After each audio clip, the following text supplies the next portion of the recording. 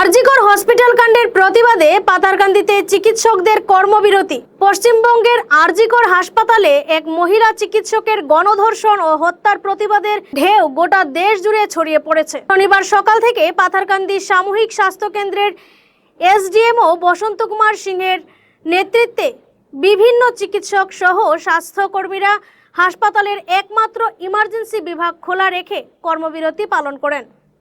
তারা জানান, আরজিকর হসপিটাল কাণ্ড দেশের সবাইকে মর্মাহত করেছে।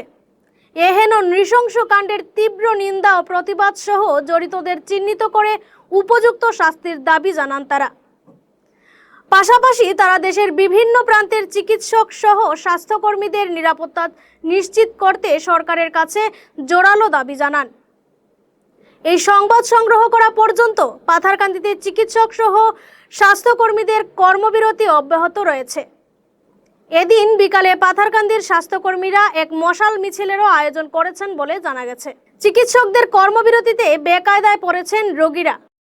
আমরা আইএম এর যেটা সার্কুলার বের হয়েছে ওইটার অ্যাকর্ডিংলি আমরা পাথারকান্দি বিপিএইচসিতে সব ওপিডি সার্ভিসেসগুলো বন্ধ করে রেখেছি।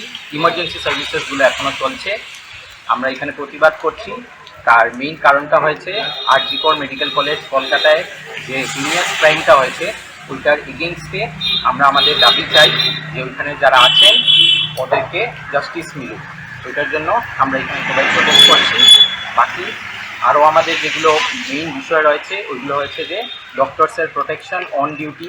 আজকে যদি আপনি কোনো একটা অ্যাডভোকেটকে বা কোনো একটা পুলিশ অফিসারকে ওদের ওয়ার্ক প্লেসে গিয়ে যদি কিছু করুন তাহলে ওইটা নিয়ে সবাই এটা সবার মধ্যে একটা আছে যে না এটা নিয়ে একটা কিছু অনেক আমাদের উপরে বিবাদ হবে। বাট এই জিনিসটা লোকাল মানুষের মধ্যে নেই বা অন্য মানুষের মধ্যে নেই যারা ডক্টরসের উপরে ভাবেন যে না ডক্টরসের উপরে অ্যাটাক করলে কিছু হবে না হবে।